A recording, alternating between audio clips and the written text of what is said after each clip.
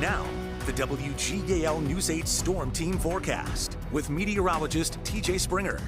Looking a little ominous with that live glance in Lancaster. We're having that camera pointed eastbound in the Red Rose City, and we can see some of the darker clouds as a thunder shower has sparked up here this afternoon. That's about all we have to talk about on Super Doppler 8. We can see that on top of Lancaster City, the heaviest rain just to the north and east of the city in the northeastern reaches of the county. So travel carefully. Expect a downpour here early on this afternoon. But aside from that, we are quiet. We're tracking our next round of unsettled weather, though, that moves in tonight.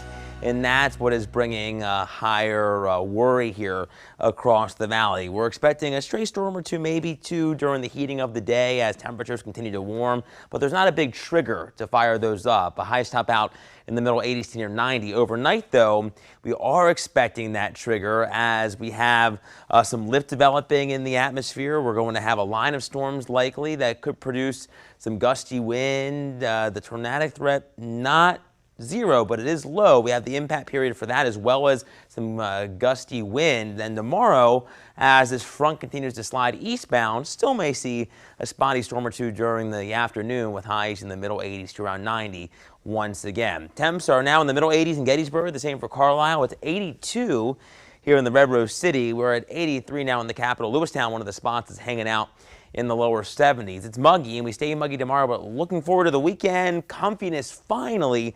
A break from this heat and humidity that we've been dealing with, and that heat and humidity going to help initiate these storms tonight, as well as this next storm system moving in. A slight risk now for a good chunk of the Susquehanna Valley, meaning scattered severe storms are a possibility.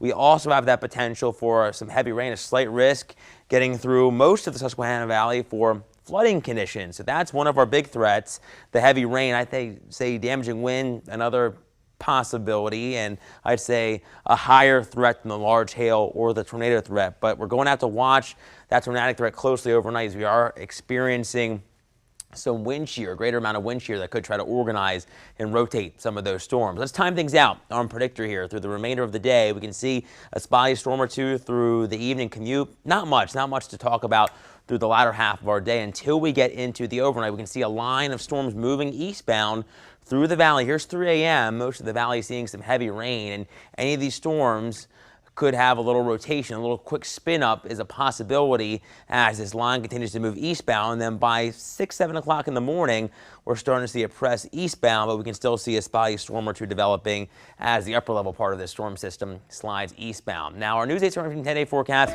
shows not only a relief, some relief from the humidity, but a bit of a cool down too as we head through the weekend. It'll feel really nice out there, but we are expecting another storm system to move in early next week.